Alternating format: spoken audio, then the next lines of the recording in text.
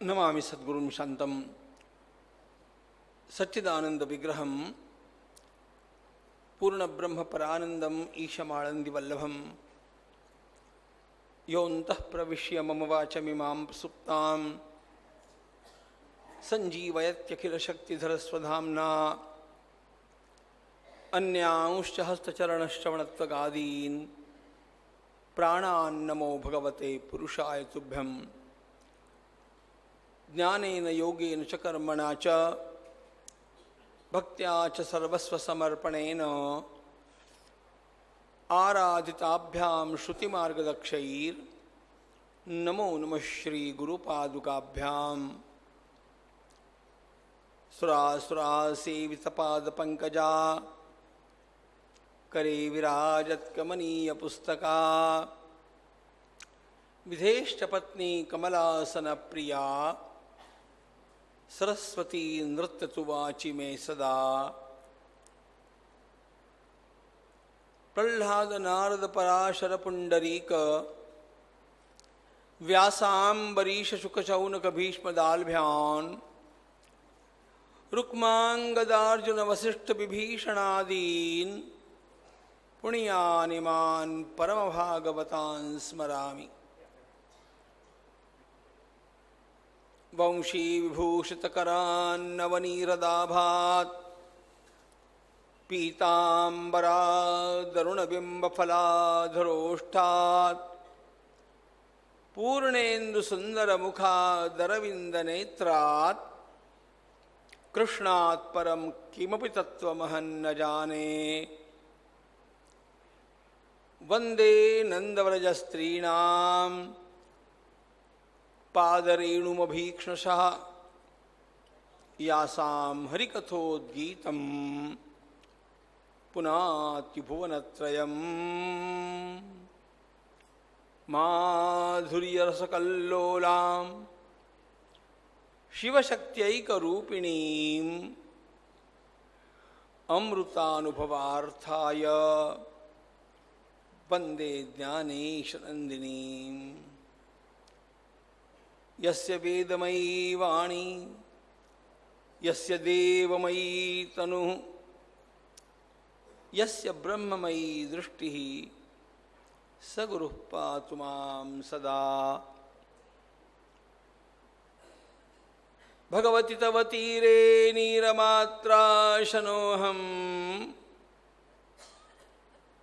विगतविषयतृष्णः कृष्णमाराधयामि।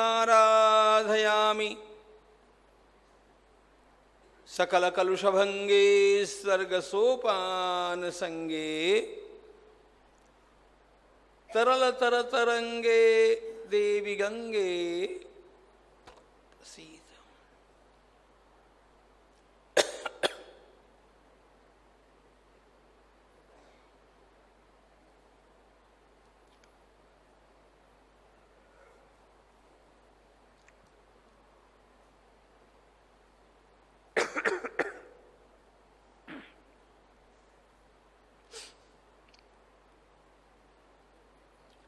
ओम नमो भगवते वासुदेवाय। श्रीभगवानुवाच तस्मात्तमुद्धवोत्सृज्य चोदनां प्रतिचोदनाम् प्रवृत्तञ्च निवृत्तञ्च श्रोतव्यं श्रुतमेव च। मामेकमेव शरणम् आत्मानं सर्वदेहिनां याहि सर्वात्मभावेन मया स्याह्य कुतो भयः।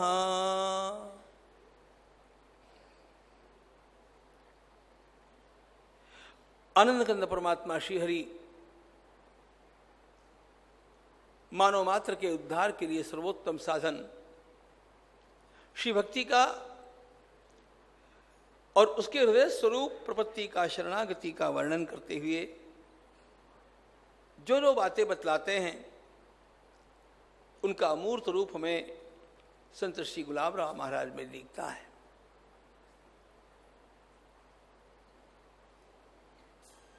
अपने जीवन की बाजी लगा करके श्री महाराज ने भक्ति की संस्थापना की। भक्ति की संस्थापना के लिए ही उनका यह अवतार रहा। उन्होंने जो कुछ किया, लोगों को बुद्धि से भक्ति तत्व समझाना, उनके आचार में भक्ति का प्रवेश कराना, उनके अंतःकरण में ईश्वर का प्रेम निर्माण करना, इसीलिए सब कुछ किया।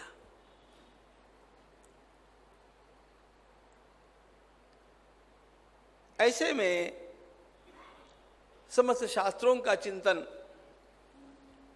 और वह भी वर्तमान परिप्रेक्ष्य में लोगों के मार्गदर्शन के लिए आवश्यक हो जाता है।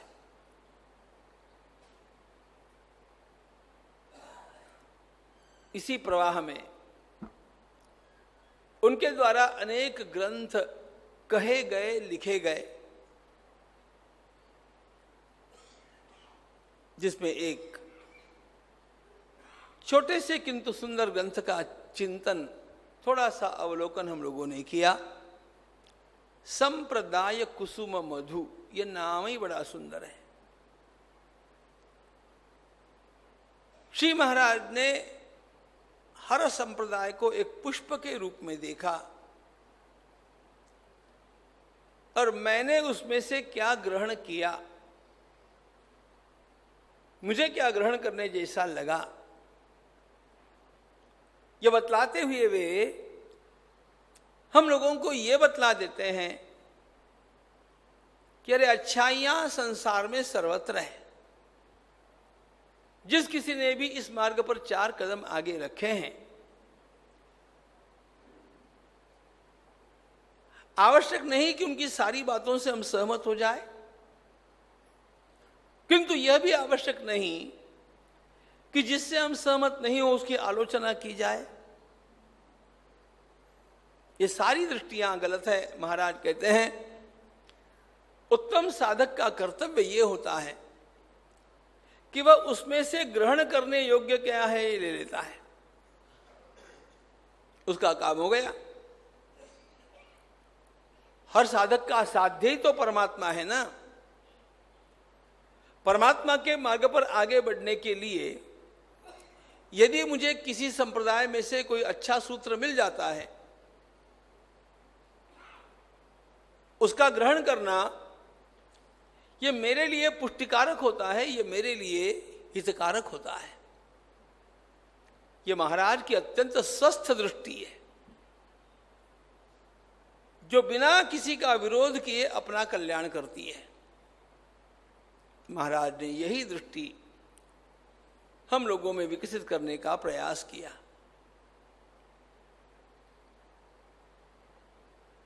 इसी प्रवाह में श्री महाराज ने अपनी ओर से कुछ निर्णय दिए।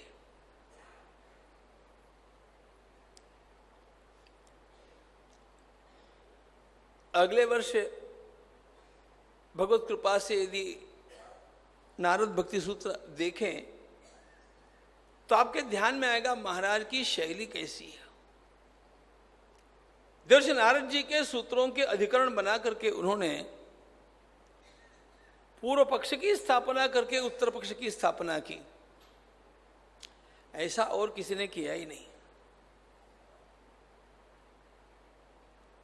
भागवत जी के, रुक्मिणी जी के पत्र के ऊपर जो भगवत भक्ति पराग श्री महाराज का एक ग्रंथ है, जीव ब्रह्मैक्य का,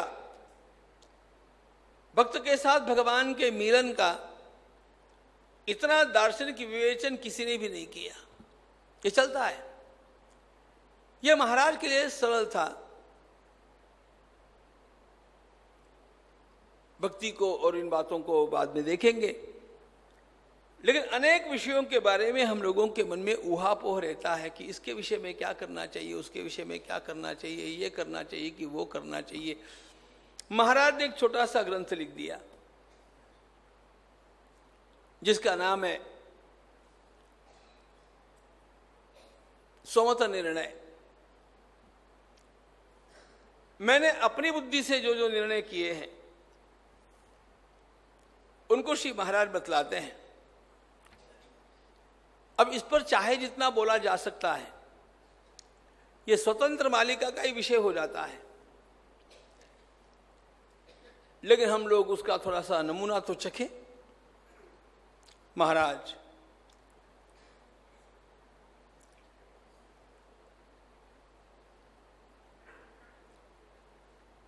एक एक विषय में सारा चिंतन होने के पश्चात how I conclude, what is the bottom line, उतनी बतलाते हैं। सारा उहापोह बतलाने की आवश्यकता नहीं, फिर तो सब ग्रंथ ही बहुत बड़ा हो जाएगा। लेकिन ये सारे प्रश्न कभी न कभी हमारे मन में उठने वाले होते हैं, साधकों के मन में उठते हैं। महाराज की अपनी एक दृष्टि है जिससे वे स्वयं अपने निर्णयों को बतला देते हैं ताकि हमें भ्रम न रहे। उनमें से कुछ देखेंगे। सबसे पहले महाराज अपना एक भाव विश्व बतलाते हैं। हर एक व्यक्ति का अपना एक भाव विश्व होता है। हम लोगों से मिलते हैं, हम अपना सारा जीवन व्यवहार करते हैं, फिर भी हमारे मन में कुछ बातें ऐसी जमी हुई होती है। कुछ बातों के लिए अत्यंत प्रेम होता है, आकर्षण होता है। कुछ बातों के लिए अंतःकरण में एक विद्वेष होता है। यह सब कुछ हम लोग रोज बोलते नहीं, लेकिन हम जो कुछ सोचते हैं और हमारे द्वारा जो कुछ बोला जाता है उसके बैकग्राउंड में वो होता है, उसके पीछे वो चिंतन होता है। महाराज स्वयं अपने परिवार का वर्णन करते हैं। गोंदू जी मोहड़ के पुत्र के रूप में जन्मे हुए गुलाब का वर्णन नहीं करते हैं। हम लोगों के भौतिक व्यावहारिक जो कोई कुल है, वंश है, वो अपने आप अपने स्थान पर ठीक है, लेकिन यह हमारा केवल इस जन्म का संबंध है। हम कोई इस जन्म में पहली बार एकदम फ्रेश आए नहीं है।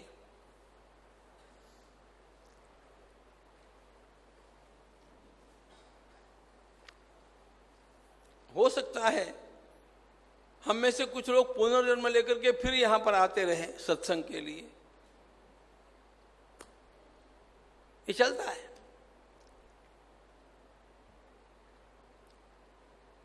हमारा कुछ पूर्व कर्म होता है, उस पूर्व कर्म के अनुसार हमारा जन्म होता है। पूर्व कर्म की वृत्तियां हमारे साथ आती हैं, यद्यपि वे हमें याद नहीं आती है, लेकिन वे हमारे भीतर होती है। ये शरीर तो अभी मिला, यह तो 50 साल, 60 साल, 70 साल, 80 साल, 100 साल, 120 साल, कितने वर्ष जीना है जिएगा।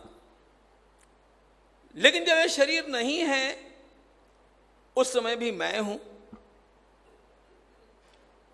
तो मेरा यह अनेक जन्मों का जो भाव संबंध है वो किसके साथ है। आज तो मेरा एक भौतिक लौकिक परिवार है, लेकिन मेरा एक अलौकिक परिवार है। महाराज अपना अलौकिक परिवार बताते हैं। और देखो ये इसलिए बतलाते हैं कि हर साधक को अपने लिए इस प्रकार की अलौकिक भावना रखनी चाहिए, वो दृढ़ करनी चाहिए। महाराज अलौकिक परिवार बतलाते हैं। उमा माता पिता शंभु गुरुर्ज्ञानेश्वरो महान, पति कृष्णो राधिकाद्या भगिन्यो गोपिका मम। विदर्भ में जन्मे हुए गुलाबराव महाराज नाम के व्यक्ति के देह के परिवार का यह परिचय नहीं है। जन्म जन्मांतर से जो धारणाएं उसके अंतःकरण में चली आई है, उसका यह परिचय है। भगवान महादेव जी महाराज मेरे पिता है, भगवती पार्वती माता मेरी मां है, सदगुरु श्री ज्ञानेश्वर महाराज मेरे गुरु है, मैं पंचलतिका नाम की गोपी हूं, कृष्ण मेरे पति है, राधा जी और अन्य गोपियां ये सारी मेरी बहनें हैं।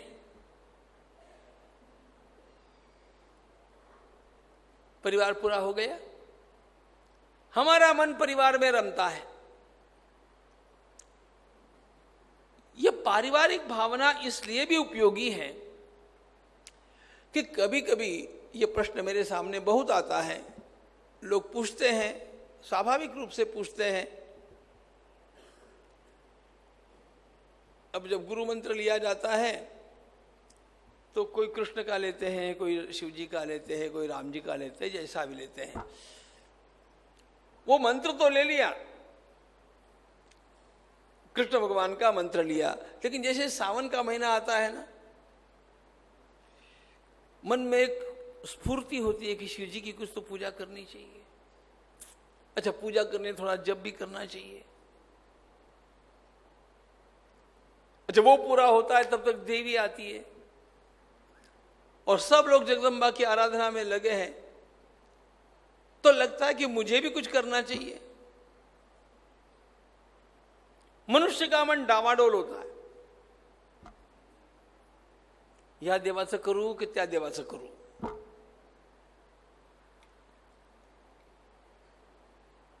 कितनी बढ़िया बात है। परिवार में आई हुई बहू को सास का मन भी रखना होता है, ससुर की प्रतिष्ठा को संभालना होता है, अल्लड़ देवर के लाड़ भी पूरे करने हैं, पति तो उसका सर्वस्व ही है, और वो नौटी ननंद उसको भी संभालना है।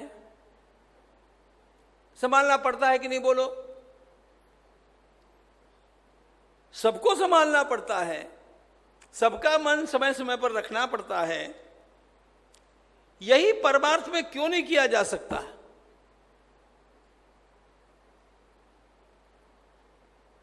जब भगवान शिव जी को याद करे तो अपने पिता के रूप में करे, जगदम्बा को याद करे अपनी मां के रूप में करे, गणपति को याद करे तो अपने भैया के रूप में करे, कृष्ण को याद करे अपने पति के रूप में, सखा के रूप में करे।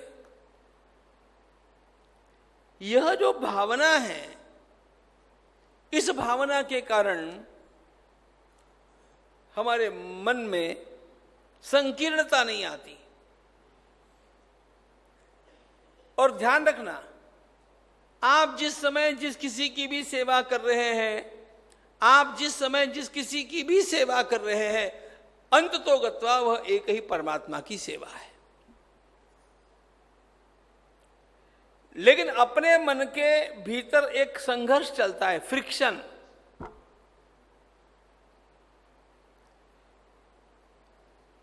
और ऐसे पारमार्थिक मार्गदर्शक मिलते हैं बेतुके। मैंने परसों बतलाया ना, कनाडा में एक परिवार में मुझे बुलाया पधरावनी के लिए, मैं गया। वहां की उस बहन ने मुझे प्रश्न पूछा, महाराज कृष्ण भगवान के स्थान में शिव जी को रखने में कोई आपत्ति नहीं ना? मैंने कहा क्या आपत्ति है? उनको इतना अच्छा लगा क्योंकि 1.5 महीने पहले ही वहां पर एक कोई माता जी जाकर के रही थी और उसने कहा कृष्ण भगवान को यहां पर रखना है, शिव जी को यहां से हटाओ। अब शिव जी को हटाने का मन नहीं करता है। और ये माता जी गिरवा कपड़ा धारण की हुई गड़बड़ी, जितनी उसको अकल है उतनी बात करती है। और वो अकेली कोई माता जी करती है ऐसी बात नहीं, हमारे देश में ऐसे संप्रदाय हैं, they are wrong wrong and wrong. What is right? What is right is here. यदि हम वेदों के अनुगामी हैं, हमारा दृष्टिकोण समन्वयवादी होना चाहिए।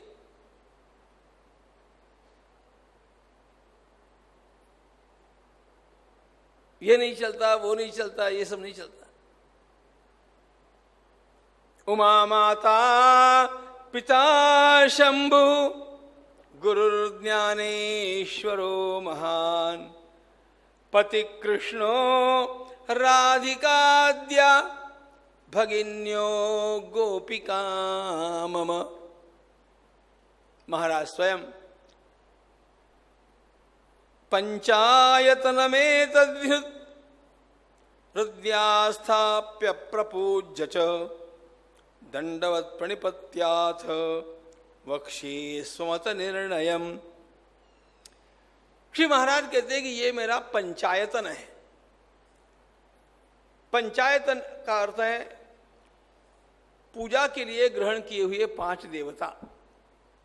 हमारी परंपरा में भगवान आदि शंकराचार्य महाराज ने यह समन्वय की बात इस परंपरा को सिखाई। बहुत सारे संप्रदाय, कुछ कहते हैं केवल शिव जी की पूजा करो, वो नारायण की ओर देखो ही मत। वो विष्णु भगवान वाले कहते हैं बस नारायण नारायण नारायण करो, शिव जी की ओर देखो ही मत। कोई केवल मंगल मूर्ति मोरया, कोई केवल जगदम्ब जगदम्ब। भगवान आदि शंकराचार्य महाराज ने इसका इतना बढ़िया समन्वय सिंथेसिस किया। वे कहते इसमें कुछ भी गलत नहीं, नहीं नहीं वो ठीक है, लेकिन फिर भी हमारे लिए ना विष्णु भगवान प्रमुख है।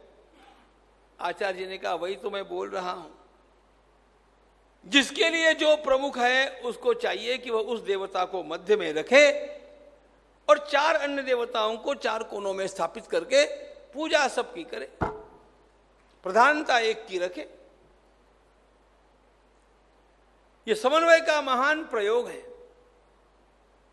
और यह वेदानुकूल है। इसे कहते हैं पंचायतन।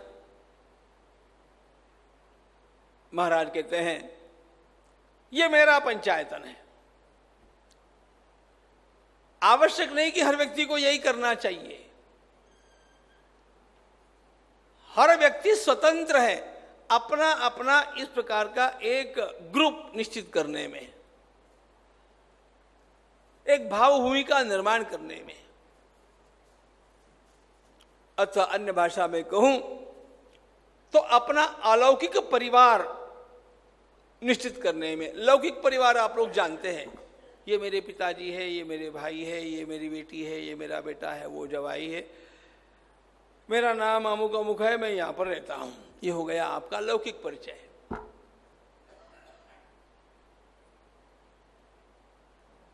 जितना भी परिचय भी लौकिक रूप में दिया वो सब अस्थाई है। स्थायी परिचय क्या है?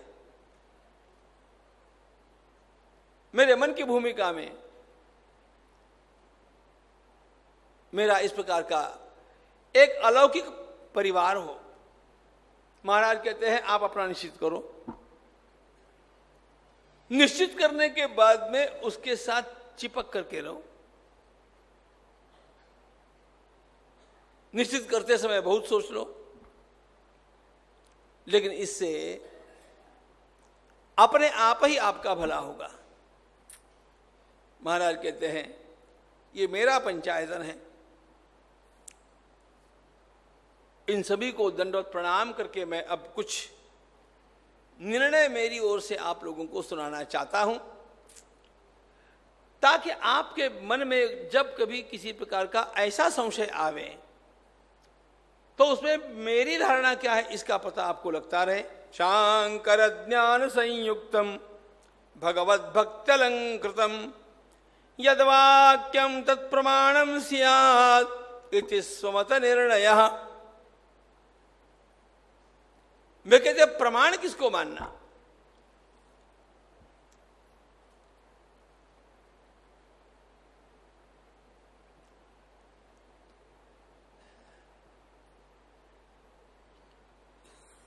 किसी की घड़ी में 10:30 बजे है, किसी की घड़ी में 11 बज गए, किसी की घड़ी में 9 ही बज रहे हैं। अभी तीनों घड़ियां तो समान नहीं हो सकती, तीनों घड़ियां तो सही नहीं हो सकती। फिर इन तीनों में सही घड़ी कौन सी है, सही समय कौन सा है, इसका निर्धारण करने के लिए हम लोग इंडियन स्टैंडर्ड टाइम देखते हैं।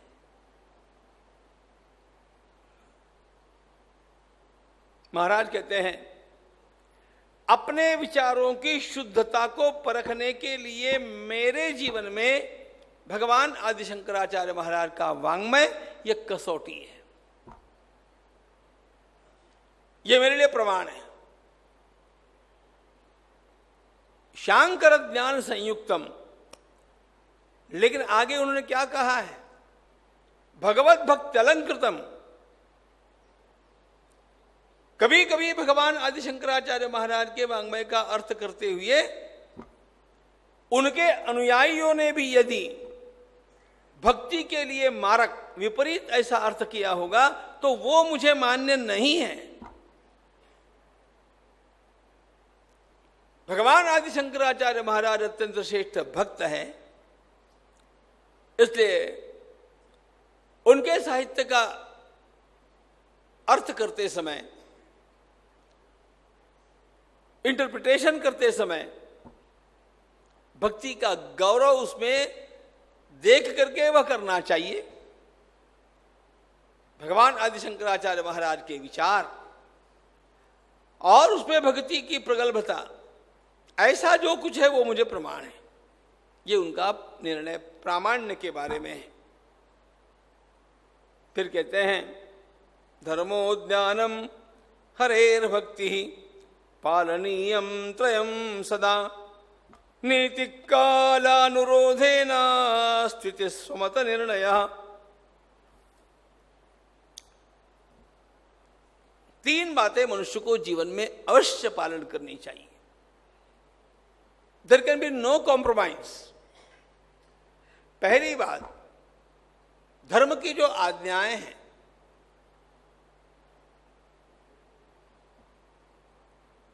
दूसरी बात वेदांत का जो ज्ञान है, और तीसरी बात हमारे पुराणादि ग्रंथों में जो भगवान की भक्ति का वर्णन है। धर्मो ज्ञानम हरेर भक्ति ही, इन तीन बातों को मनुष्य अपने जीवन में कभी नहीं छोड़े। अब इसके बाद नीतिक कालानुरोधेन, अब व्यवहार में नीति व्यक्ति की कैसी होनी चाहिए? महाराज कहते हैं इसके बारे में आप काल और स्थल को देख करके विचार करना। मुझे भगवान नारायण की शुद्ध अवस्था में पूजा करनी है, अंतर क्या बतलाता हूं, और मैं चेन्नई में बैठा हूं, तो चेन्नई में बैठा हुआ पुजारी वस्त्रों को उतार करके और केवल धोती बांध करके भगवान नारायण की पूजा करेगा, वो हम जैसा बनियान फुनियान कुछ नहीं डालेंगे, है ना। अब यदि उसी को बद्रीनाथ जी में अपॉइंट किया पूजा करने के लिए और कहा कि यहां पर भी कुछ नहीं धारण करना है,